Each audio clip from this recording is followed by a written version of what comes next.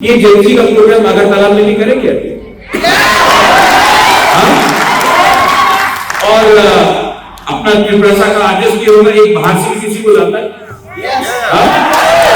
आपका एग्जाम कब कराना होगा कॉलेज एग्जाम तो होगा तो चलो मैं अगले कल मैं आपसे मिलता हूं और एक बड़ा प्रोग्राम करता हूं और प्रोग्राम के बाद मैं अपने तरफ से सबको चकुई मस्ते मांगुई गुदौक सबको खिलाऊंगा आपका पेट भी और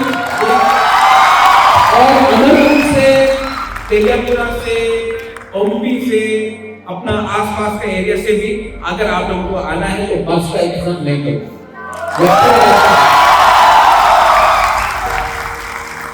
लेकिन एक जेएनसी भी अगरतला में करना चाहिए थोड़ा दिखाना भी है ना अगरतला का मालिक कौन?